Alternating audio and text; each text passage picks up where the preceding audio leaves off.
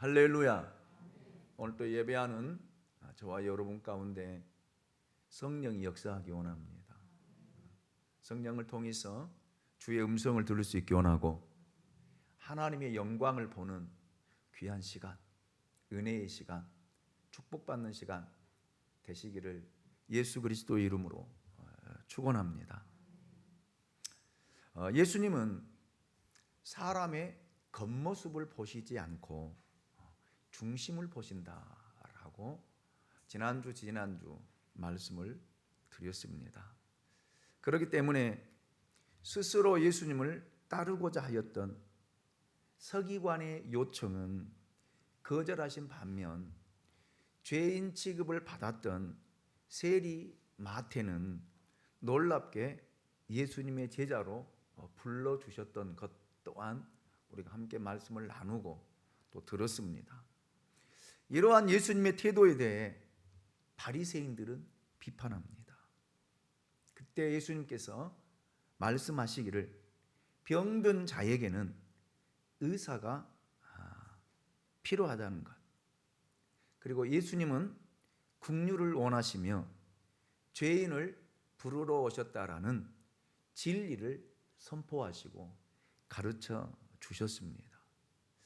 이 말씀을 마치자 또한 한 무리가 예수님을 찾아옵니다. 그것이 바로 오늘 마태복음 9장 14절 말씀입니다. 14절을 같이 한번 읽어보도록 하겠습니다. 같이 읽습니다. 시작. 그때 요한의 제자들이 예수께 나와 이르되 우리와 바리새인들은 금식하는데 어찌하여 당신의 제자들은 금식하지 아니하나이까. 아멘. 마태의 마태의 집에서는 지금 예수님과 죄인들, 세리들, 바리새인들 및 여러 사람들이 모여 즐겁게 식사를 하고 재미있는 이야기들을 나누고 있는 즐거운 시간이에요. 맛있게 먹고 있는데 세례 요한의 제자들이 찾아와서 예수님께 질문을 하고 있는 것을 보게 됩니다. 그 질문이 어떤 내용이냐면 어찌하여 당신의 제자들은 먹기만 좋아하느냐? 왜 우리처럼 경건하게 금식하지 않느냐? 금식하는 날, 그것도 금식하는 날 금식도 하지 않고 이렇게 먹고만 있느냐? 굉장히 마음이 불편해서, 심기가 불편해서 예수님께 질문을 하고 있습니다. 여기에 나타난 세례 요한의 제자들을 알기 위해서는 먼저 우리는 세례 요한을 알아야 합니다. 세례 요한이 어떤 사람입니까? 세례 요한은 예수 그리스도의 성부자입니다. 예수님의 길을 예비하러 온 사람입니다. 그는 광야에 외치는 자의 소리였고 입을 열어 불을 토하듯이 회개하라, 회개하라, 천국이 가까이 왔느니라, 이렇게 외쳤던 사람이 세례 요한입니다. 세례 요한은 광야에서 메뚜기와 석청을 먹이면서 보통 사람과는 달리 독특하게, 사람들이 많이 비판하잖아요. 하나님을 믿어도 저렇게 독특하게 믿을까? 꼭 저렇게 믿어야 될까? 우리가 신앙생활 하다 보면 교회 안에서 그런 소리를 많이 듣잖아요. 야, 저 사람 참 특별하게 믿는다. 특별하게 예수 믿는다. 특별하게 교회 다닌다. 그런데 여러분, 저를 쫓아서 합니다. 특별하게 믿어야 된다. 그렇게 믿어야 돼요. 사람들에게 비판의 소리를, 사람들에게 싫은 소리를, 사람들에게 참 독특하게 믿는다라고 하는 소리를 들어야 돼요. 사람들이 모두 인정하게 된다라면 그 사람은 세상과 완전히 타협하며 살아가는 사람의 전형적인 모습이다라는 말입니다. 여러분 보세요. 세례 요한은 광야에서 메뚜기와 석청을 먹으면서 보통 사람과는 다르게 독특하게 사람들이 비판하면서 저 사람 정말 독특하게 저렇게까지 꼭 예수를 믿어야 될까? 저렇게까지 하나님을 믿어야 될까? 라고 비판을 받았던 사람이 누구냐면 세례 요한이에요. 세례 요한입니다. 여러분 보세요. 약태 토롯을 입고 살아갑니다. 시대의 풍조를 따르지 않습니다. 세상은 다 시대에 맞추어서 발맞추어서 옷을 입고 발맞추어서 먹을 것 먹고 문화를 즐기며 살아가잖아요. 그런데요, 세례 요한은요, 이런 모든 시대의 풍조를 따르지 않고 여러분 살았다라는 말이에요. 그런 사람들에게 듣기 싫은 소리를 듣는 것이죠. 네. 그리고 헤롯 왕을 비판할 정도로 적임감에 차 있는 불의와 타협하지 않는 사람이 누구냐면 세례 요한입니다. 결국 그는 헤롯 왕의 미움을 받아 감옥에 들어갔고 사형을 당하게 되잖아요. 이 사람이 누구냐면 세례 요한이에요. 그런데 이 사람이 예수님이 오시는 길을 예비하고 있는 사람이다라는 말입니다. 이 메시지가 우리에게 굉장히 많은 생각을 하게 하고 도전을 주는 말씀입니다. 오늘 시대에 여러분에게 이 시대의 풍조를 따르지 말고 여러분 문화를 따르지 말고 살아가라고 하면 살 수 있겠습니까? 못 살아요. 못 삽니다. 시대가 어떤 시대인데? 시대가 어떤 시대인데? 라고 이야기할 것입니다. 그런데 하나님은 이런 사람을 통해서 다시 오실 예수를 예비하고 준비케 하실 줄로 믿습니다. 선택은 내가 해야 돼요. 누가 하는 거 아니에요. 누가 해주는 것도 아니에요. 내가 해야 됩니다. 이 세례 요한을 따르는 사람들이 참 많았었는데 그들을 가리켜서 세례 요한의 제자들이다 이렇게 말합니다. 세례 요한과 제자들이 예수님을 만났을 때 세례 요한이 말하기를 보라 세상 죄를 지고 가는 하나님의 어린 양이다라고 제자들에게 누구를 예수 그리스도를 소개한 사람이 바로 세례 요한입니다. 그리고 그의 제자들에게 자기를 따를 것이 아니라 예수님을 따라야 한다라고 자기의 제자들을 다 예수님께 양도해 준 사람이 누구냐면 세례 요한이에요. 세례 요한입니다. 그래서 여자가 낳은 자 중에 가장 큰 자가 누구라고요?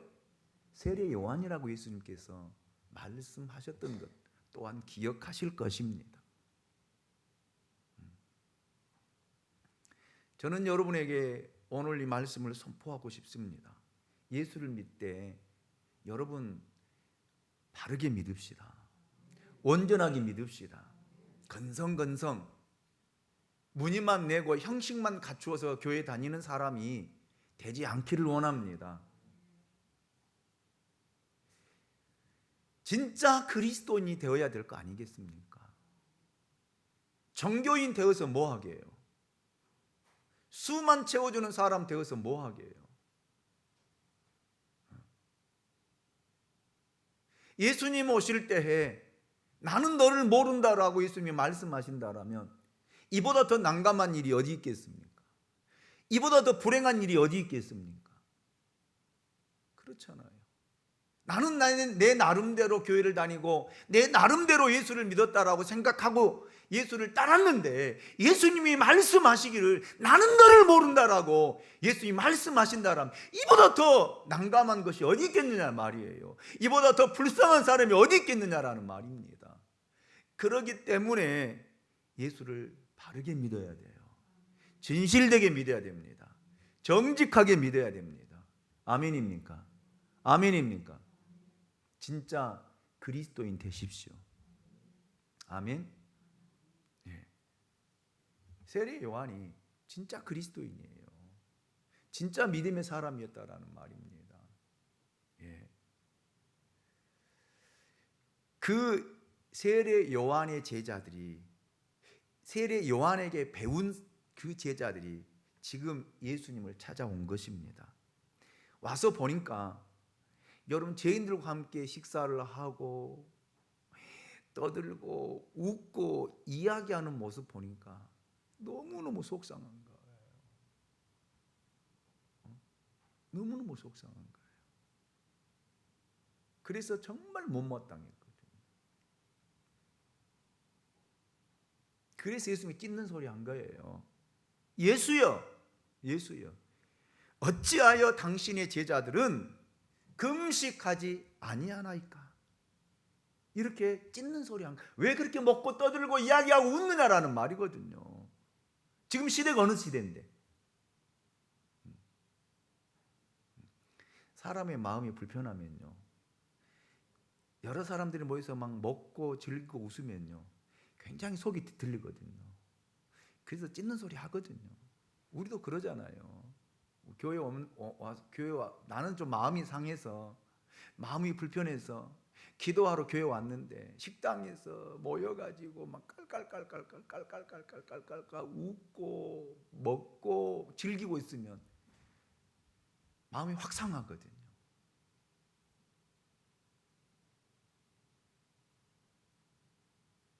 그런 경험 안 해보셨나 봐.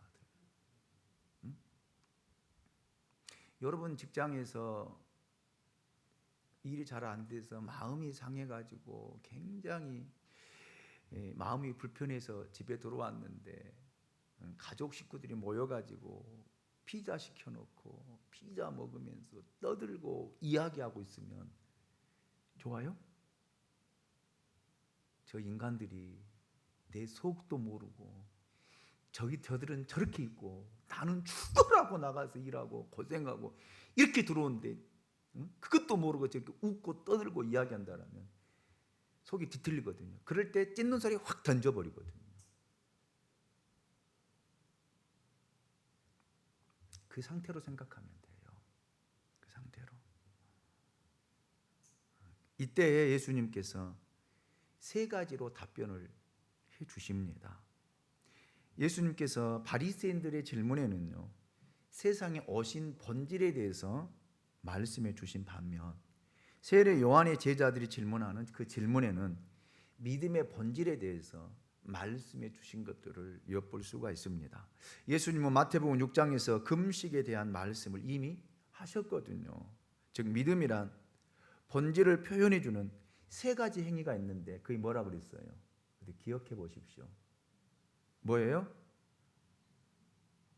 세 가지 행위. 기억 안 나시죠? 기도, 구제, 금식. 맞아요. 예. 기도는 하나님께 드린 것이다. 기도는 하나님과 나와의 관계라고 말씀을 드렸습니다. 사람에게 들려주기 위해서 하는 것이 아니거든요. 아멘. 아멘. 예. 구제는 이웃에게 하는 것이다. 구제는 이웃과 나의 믿음적인 관계라고 예수님 풀어주셨고, 금식은 나 자신에 관한 문제이다. 내 자신과 나의 태도에 관한 것이다라고 말씀해 주셨던 것들을 우리가 들었습니다. 믿음이란 하나님에 대해서 어떤 태도를 취하느냐, 이웃에 대해서 어떤 태도를 취하느냐, 금식은 나 자신에 대해 어떤 태도를 취하느냐에 따라서 우리의 믿음이 결정된다라고 분명하게 말씀을 드렸는데 혹시 기억하실지 모르겠어요. 여러분, 먼저 하나님과 나의 관계는 내가 어떤 기도를 드리느냐로 결정이 됩니다. 그래서 영적인 사람은요, 깨어있는 사람이에요. 깨어있는 사람은요, 하나님과 소통하는 사람이에요. 하나님과 소통하는 사람은요, 하나님과 기도하는 사람이다라는 말이에요. 이 사람이 영적인 사람이고 이 사람이 깨어있는 사람이에요. 그래서 기도는 뭐라고 그랬어요? 영의 호흡이다 그랬잖아요. 호흡. 숨을 쉬지 않고 어떻게 살아요? 숨을 쉬지 않고. 그런데 쫓아서 저를 쫓아세요. 나는 잘 살고 있습니다. 그래. 잘 살고 있는가? 그건 여러분이 살고 있는 것은 육신의 생명이에요. 육신의 생명 호흡하고 살아가는 거지요. 그러나 여러분의 영혼은요, 기도하지 않으면, 호흡하지 않으면 여러분의 영혼은 죽어요. 죽은다니까요. 하나님과 소통이 안 돼요. 소통이 이루어지지 않는다니까요. 착각하지 마세요. 일주일에 한 번 나와서 예배 드린다고 해서 여러분 영혼이 살아날 것 같습니까?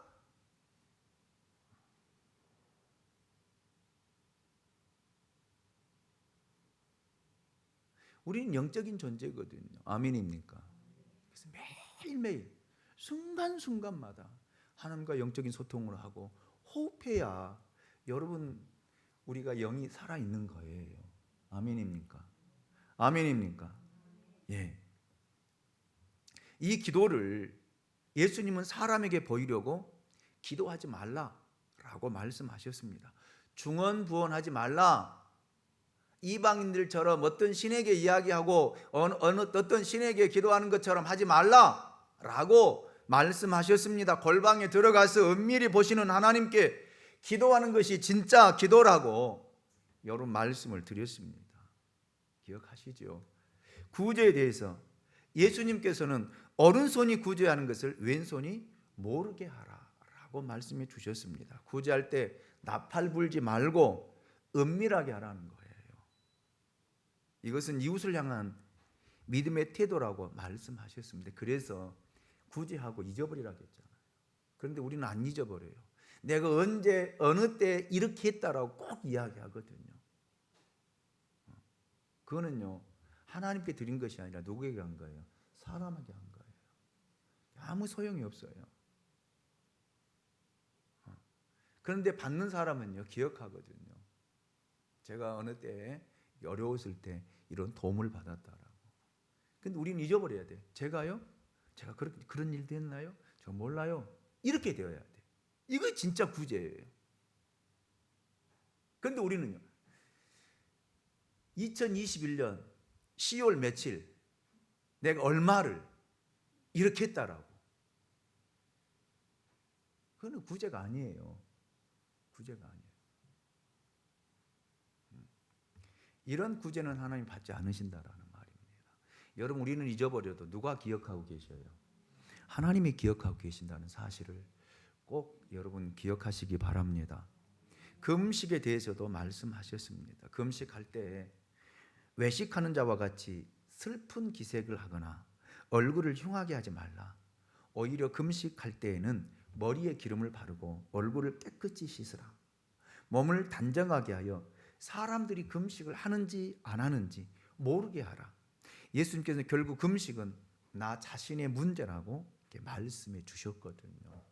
왜 이 말씀을 하셨냐면 여러분 바리새인들은 금식하면요 수염도 안 감고요 머리도 안 감고요 그리고 금식의 티를 탁탁 내고 다니면서 금식한다고.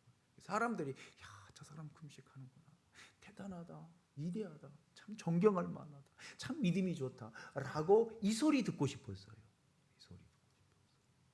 이 소리를 듣고 싶어서 그렇게 한 거. 그런데 예수님은 그렇게 하지 말라는 거예요. 사람이 몰라줘도 괜찮다라는 말입니다. 은밀히 보시는 내 아버지께서 들으시고 응답하실 줄로 믿습니다. 그래서 여러분 믿음의 행위는 티내지 마세요. 티내지 마세요. 사람에게 이야기하지 마세요. 뭐 하나 해놓고 나팔 불지 말라라는 말입니다.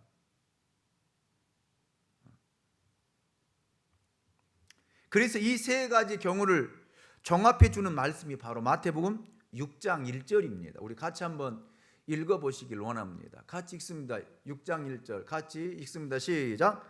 사람에게 보이려고 그들 앞에서 너희 의의를 행하지 않도록 주의하라. 그리하지 아니하면 하늘에 계신 너희 아버지께 상을 받지 못하느니라. 아멘.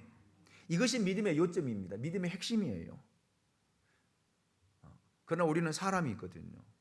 그렇기 때문에 노출되고 보일 수밖에 없고 이야기할 수밖에 없습니다. 그런데 예수님은 철저하게 그거를 차단시키고 있어요. 차단시키고. 왜? 너희가 드린 것은 하나님께 드렸기 때문에 하나님께 상급을 받아야 되잖아요. 아멘? 그래서 드리는 거잖아요. 돈이 남아서 이러면 드린 거 아니잖아요. 정말 하나님 앞에 헌금할 때도 정말 없는 가운데 어느 분은 그러더라고요. ATM기에서 서비스 받아가지고 냈더라. 그 이야기 하더라. 남아서 하는 것이 아니잖아요. 없는 가운데도 최선을 다해서 생명을 다해서 하나님 앞에 드린 이유가 뭐예요? 하나님 앞에 복을 받고, 아멘, 하나님 앞에 상급 받고 하나님이 축복해 주시기를 기대하고 드린 거잖아요. 아멘. 그래서 예수님께서 말씀하신 거예요. 사람에게 나팔 불지 말라는 거예요. 그러면 사람은 이미 상급을 받아버렸다라는 거예요. 그러면 하나님 축복하실 이유가 없다라는 말이거든요.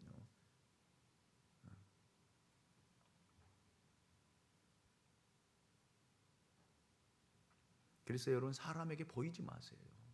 드러내지 마세요. 여러분, 한 것은 은밀하게 여러분 할 수 있게 원합니다. 금식은 믿음 생활에서 매우 중요한 것이거든요. 사람이 제일 통제하기 어려운 것이 자기 자신인 것 같아요. 사람들이요, 참 말 안 듣거든요. 말 안 들어요. 목사님이 이야기해도 안 들어요. 제가 11조 기도팀들에게 성경 읽어서 올리라고 했는데도 안 들어. 정말 안 들어. 이렇게 안 들을 수 있을까? 책망하는 거 아니거든요.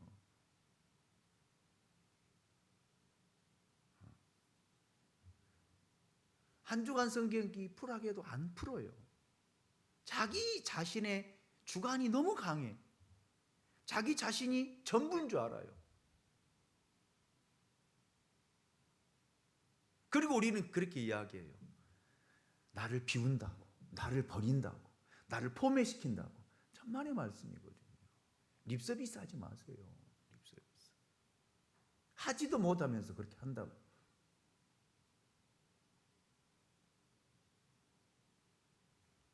하나님을 만홀히 여기지 말라는 말입니다. 하나님은 그런 분이 아니에요. 그런 분이 아니에요.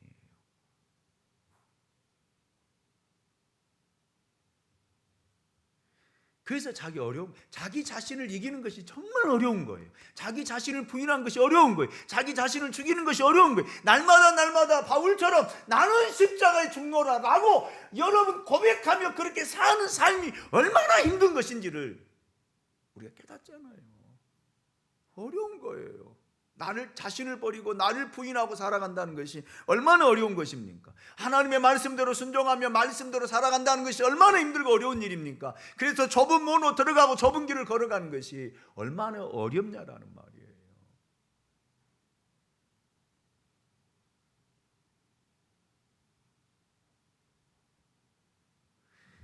시간이 있어서 아니잖아요. 다 바빠요. 집에 있는 주부들이라고 해서 한가한 건 아니더라고요. 남편들이 집에서 뭐 하냐고 하면은요, 발칵 뒤집어지잖아요. 응? 힘들고 바쁘고 나름대로 시간을 쪼개서 하는 것, 이거 자기 자신을 버리는 거예요. 아멘입니까? 아멘입니까? 왜 아멘들 안 하셔? 아멘입니까? 좀 말씀에 순종하십시오. 여러분 자신을 버리십시오. 그 자기 자신을 통제되지 않을 때 하는 것이 뭐냐면 금식이에요. 금식입니다. 식사를 하지 않으므로 육체의 고통을 주는 거거든요. 그래서 자기 자신을 이기지 못하고 자기 자신을 부인하지 못하고 자기 자신을 내려놓지 못할 때는 금식하세요. 금식. 하루 금식, 이틀 금식, 3일 금식, 일주일 금식, 10일 금식, 14일 금식, 21일 금식. 한번 해보세요.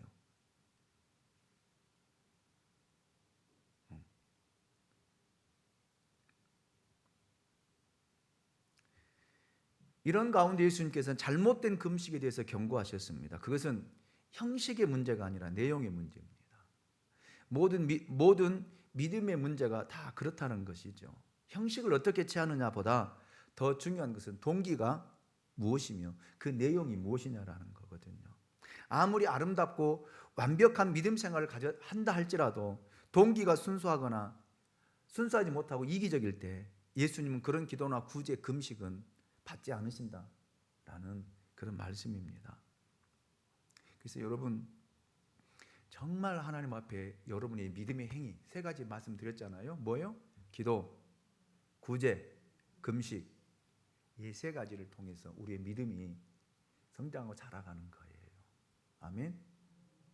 진짜 믿음을 소유한 우리 양무리 교회와 성도들이 될 수 있기를 주님의 이름으로 축원합니다. 사람에게 보이려고, 사람에게 드러내고, 사람에게 나타내려고 하는 것이 아니라 정말 나 자신을 위해서 하는 거예요. 아멘. 아멘. 하나님의 말씀을 읽는 것도 나 자신을 위해서예요. 하나님의 말씀에 순종하는 것도 나 자신을 위해서 하는 거거든요. 아멘. 네. 자, 요한의 제자들이 와서 예수님, 당신의 제자들은 왜 금식을 하지 않습니까? 이렇게 질문하고 있는 것은 본질에 대한 질문이 아니라 형식에 관한 질문이거든요. 사실 예수님은 형식을 파괴시켰습니다. 왜냐하면 형식은 전통을 만들기 때문에 그렇습니다. 지금 예수님에게 세례 요한의 제자들이 와서 공격하는 것은 금식하는 방법의 문제입니다. 즉 이런 이야기, 자기와 같이 생각하지 않고 자기와 같은 방법을 택하지 않으면 틀렸다라는 이 생각과 사고를 가지고 있는 사람들이 누구였냐면 세례 요한의 제자들이었거든요. 굉장히 위험한 생각이고 위험한 모습이거든요. 또한 위험한 믿음이에요. 우리도 그렇게 할 때가 많이 있어요. 내 믿음이 진짜인 줄 알고 내 믿음이 전부인 줄 알고 사람들이 나처럼 행하기를 원하거든요. 그렇게 나처럼 하지 않으면요, 그걸 비판하고 정죄해요.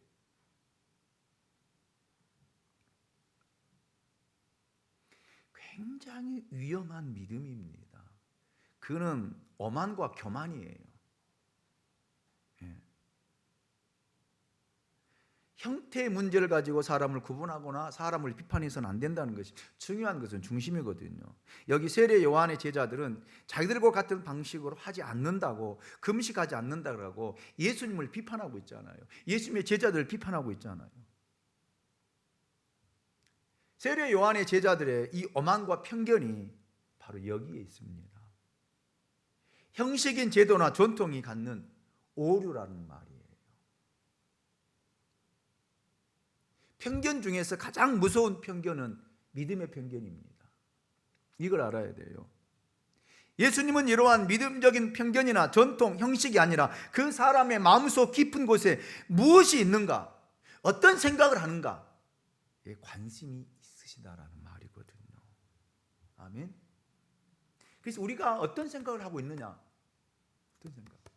어떤 마음을 품고 있느냐, 이걸 예수님은 보고 계신. 지금 여러분이 와서 앉아 계시는데 지금 여러분이 와서 앉아 있는 이 모습을 보는 것이 아니라 여러분 마음속에 어떤 마음을 가지고 하나님 앞에 예배하고 있느냐, 이걸 보신다라는 말이에요.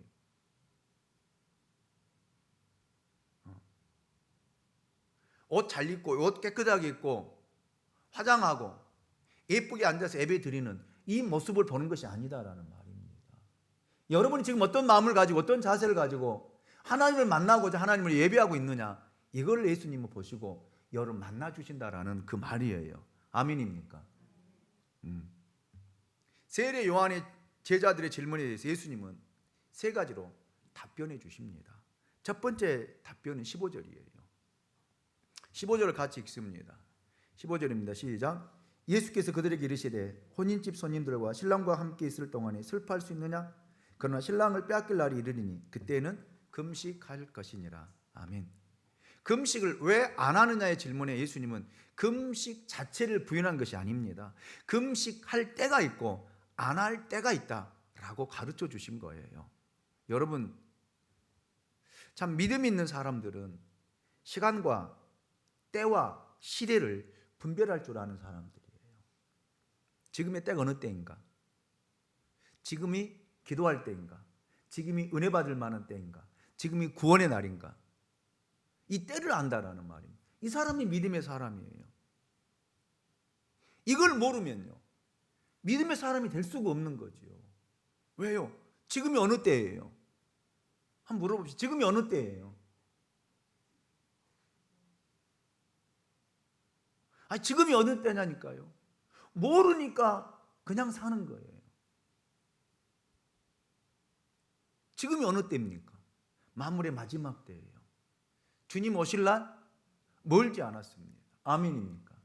그래서 신랑을 맞을 준비를 해야 될 때예요. 여러분, 결혼식을 앞둔 신부가 신랑을 맞기 위해서 어떻게 준비해요? 웨딩 촬영도 하고, 요즘에는 그 웨딩 촬영을 뭐라고 하더라? 스드메? 나 영어 듣지도 못한 용어를 들어봤어요. 아들 결혼시키느라고. 스드메를 한대. 스드메가 뭐냐? 스튜디오 촬영한대.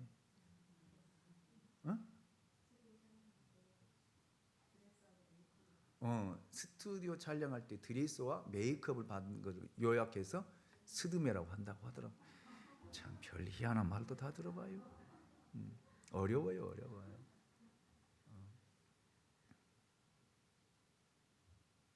단장하잖아요. 결혼하시길 위해서요. 지금의 때를 알아야 돼요. 지금은 잠잘 때가 아니거든요. 아멘입니까? 잠잘 때가 아니에요. 예수님은 자기 자신을 신랑으로 비유하고 있습니다. 믿음이란 신랑과 신부의 관계입니다. 우리 영적인 신랑은 예수 그리스도입니다. 여러분, 유대 당시에 결혼식은 일주일간 치루어집니다. 이 결혼 축제 기간에는 금식할 날이 와도 금식을 하지 않습니다. 뭐하기에? 축하하기 위해서요. 아주 열정적으로 노래 부르고 춤을 추고 축하해 줍니다. 요한복음 2장을 보면 가나 혼인잔치를 볼 수 있습니다. 얼마나 술을 많이 먹었는지 술통에 술이 떨어졌다고 했습니다. 이렇게 금식 때는 금식하지 않아요. 그러나 축제가 끝나고 신랑이 신부를 데려가면 이제 그 규례대로 뭐 하냐면 금식해요. 예수님은 이러한 일상적인 경험을 그대로 적용하셔서 세례 요한의 제자들에게 이렇게 답변해 주신 거거든요. 내가 신랑인데 나와 함께 축제를 하고 있는데 이때 금식할 필요가 있느냐 라는 거예요. 그러나 신랑을 빼앗길 때가 온다는 거예요. 그때는 이들이 스스로 뭐 한다는 거예요? 금식한다는 거거든요. 예수 그리스도의 십자가에 못 박혀 죽으실 때가 온다는 것입니다. 그때 그들은 금식할 것이다 라고 예수님이 이렇게 답변을 해 주신 거거든요.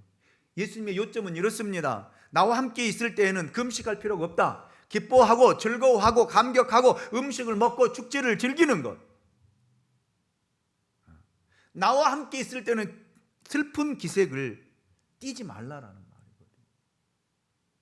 아멘.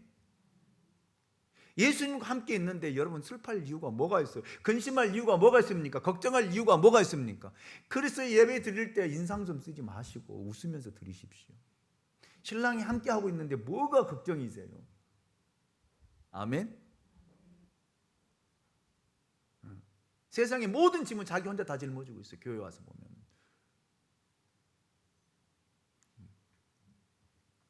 여러분 신랑이 함께 있을 때는요, 귀신이 떠나가고요, 나병 환자가 치료되고요, 안전병이 일어나고요, 중풍병자가 침상을 들고 나가는 이것이 그리스도인 삶이에요. 얼마나 기쁘겠어요. 그래서 그리스도인의 삶이란 너무 기뻐서 흥분되고 감사하고 기뻐하고 춤을 추고 노래하며 사는 삶이 그리스도인의 삶이다라는 거예요. 아멘. 그래서 기뻐하고 즐거워하고 노래하고 춤을 추는 삶이 될 수 있기를 주님의 이름으로 축원합니다. 이 사람은 예수님과 함께하는 삶이에요. 함께하는 삶. 환경은 힘들어도요, 육체는 힘들어도요, 기뻐하고 즐거워하고 춤을 추고 노래하는 거거든요. 그래서 제가 성경 읽어라, 찬양 들어라, 찬양해라 자꾸 여러분이 고민하는 것도 그 이유예요. 두 번째 해답은 16절입니다. 16절을 제가 읽어드릴게요. 생배 조각을 낡은 옷에 붙이는 자가 없나니 이는 기운 것이 그 옷을 당기어 헤어짐이 더하게 됨이요 그랬거든요. 지금 예수님은 가장 쉬운 방법으로 가장 위대한 진리를 요한의 제자들에게 설명해 주고 있습니다. 헤어진 헌 옷이 있습니다. 이때 생배 조각을 베어 그 옷을 메우면 안 된다는 거예요. 지금 우리의 사고로 이해하면 이해가 안 돼요. 그런데 옛날에는요, 우리가 옛날 어르신들이 입었던 것이 무슨 옷이에요? 삼배옷. 그렇잖아요. 그 옷이 찢어지면 여러분 거기에다가 새 생배 조각을 갖다 붙여서 엮어 놓으면 햇빛 날 때는 괜찮아요. 그런데 그거에 비 맞았다가 마를 때는 어떻게 해요? 다른 부분을 다 당겨버려요. 지금 이 설명을 하고 있거든요, 예수님이. 그 찢어진 부분을 생배 조각을 갖다 붙이면 그 옷을 다 버리게 된다는 것입니다. 너희가 이런 경험을 잘 알고 있지 않느냐? 헌 옷에다가 새 옷감을 붙이면 헌 옷도 버리고 새 옷도 다 버리게 된다라고 하는 사실을 말씀하신 거거든요. 여기에 헌 옷이란 낡은 유대 종교를 의미합니다. 유대 종교. 새 옷감, 생배라고 하는 것은 예수 그리스도의 새 생명을 의미합니다. 네. 그래서 여러분, 사람들은요, 이렇게 옛날 자기의 가지고 있는 가치관 속에다가 누구를 집어넣으려고 그래요? 예수를 집어넣으려고 그래요. 그러니까 터지는 거예요. 그러니까 다 쓸 수 없는 거예요. 여러분, 예수를 받아들이려면 다 버려야 돼요. 아멘. 예수의 새 생명을 다 받아들이려면은, 새로운 복음, 이 복음을 받아들이려면은 여러분의 가치관, 여러분의 자존심, 여러분 자아, 여러분 이런 것들을 다 버려야만이 하나님의 말씀을 100% 받아들일 수 있다라는 말이에요. 순수하게 받아들일 수 있다라는 말입니다. 아멘입니까? 근데 우리는요, 참 어려워요. 우리가 살아왔던 그 문화, 관습, 전통, 그 다음에 내 가치관, 내 지식, 내 살아온 삶의 형태, 거기에다가 예수를 막 집어넣으려고 그래요. 안 들어가면 억지로 집어넣으려고 그래요. 들어가요, 안 들어가요? 안 들어가요. 여러분이 넣다라고 생각하는데 어느 순간 어려운 일 닥치면요, 터져버려요.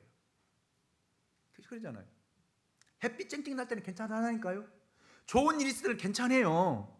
안 터져요. 그런데 비바람이 치고요, 비가 오고 창수가 나면요, 믿음 떨어져요. 믿음 없어진다니까요. 그걸 예수님이 말씀하신 거예요.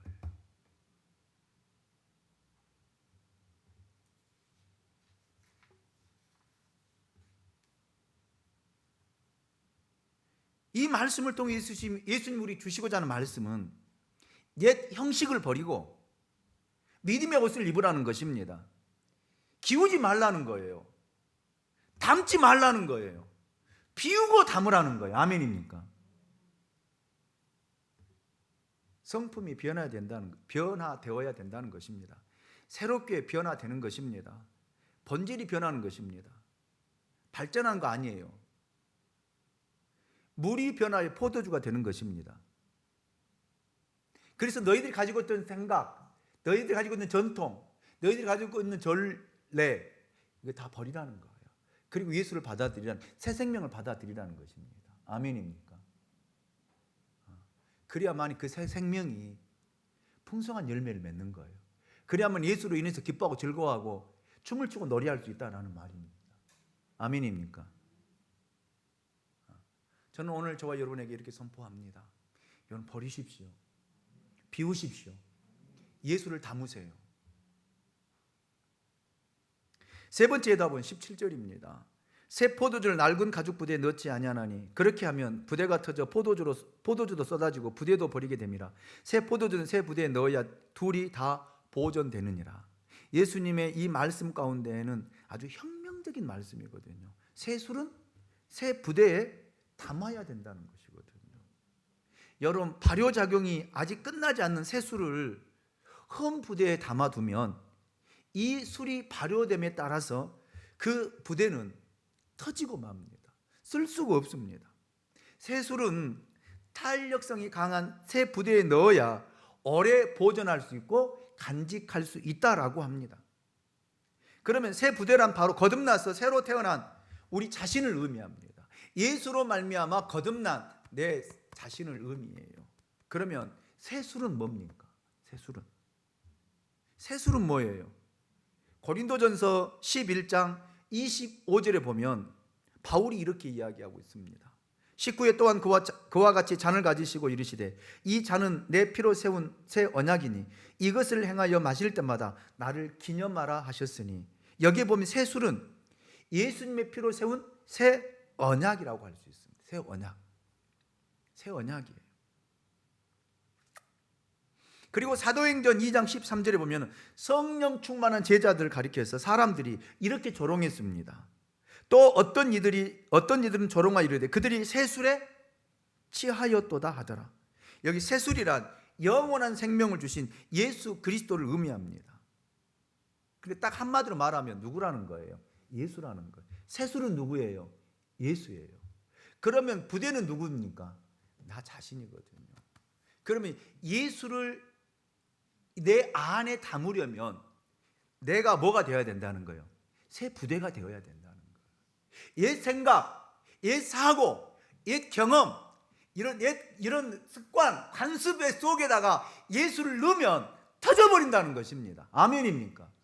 그런 전통을 버리라는 거예요. 그런 전례를 버리라는 거예요. 그런 습관을 버리라는 거예요. 그런 편견을 버리라는 것입니다. 그리고 예수를 담으라는 거예요. 아멘입니까? 그래서 사도 바울은 고린도 후서 5장 17절을 통해서 우리에게 이렇게 이야기하고 있습니다. 그런즉 누구든지 그리스도 안에 있으면 새로운 피조물이라. 이전 것은 지나갔으니 보라, 새 것이 되었도다. 새 것이 되어야 예수를 담을 수 있다니까요.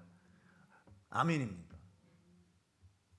내가 새 것이 되지 않고 변화되지 않고 어떻게 예수를 담을 수 있습니까? 내가 바뀌지 않고 어떻게 예수의 새 생명을 담을 수 있습니까? 그러니까 터지는 거예요. 그래서 터지는 거예요.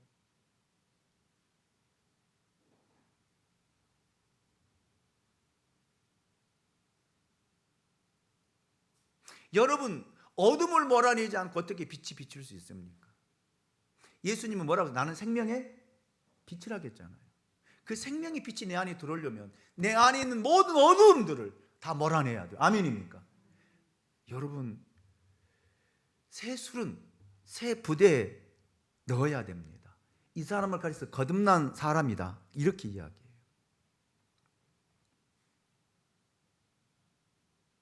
그래서 예수님께서 이 요한의 제자들에게 이렇게 요구하신 거예요. 세례 요한의 제자들아, 너희들은 거듭났느냐? 너희들은 새로워졌느냐? 이 질문을 이렇게 그들이 이해할 수 있는 것들을 비유로 들어서 이렇게 그들에게 질문하시고 설명해 주신 것입니다.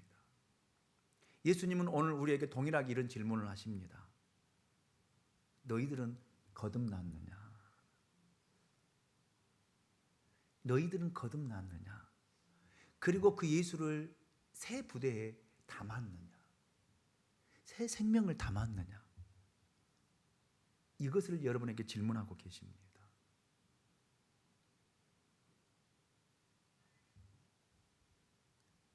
그래서 여러분, 우리는 옛사람을 버리고 새사람으로 새롭게 옷 입어야 돼요. 아멘입니까? 예수의 생명을 담기에 부족함이 없는 그 새 부대가 되어야 됩니다. 그러기 위해서는 내가 변화되어야 됩니다. 끊임없이 나를 죽이고 나를 비우고 나를 버리는 훈련을 해야 돼요. 하나님 그 훈련을 시키기 위해서 우리에게 어느 때는 어려움의 고난 속에, 어느 때는 정말로 숨을 쉴 수 없는 고난 속에 집어넣기도 합니다.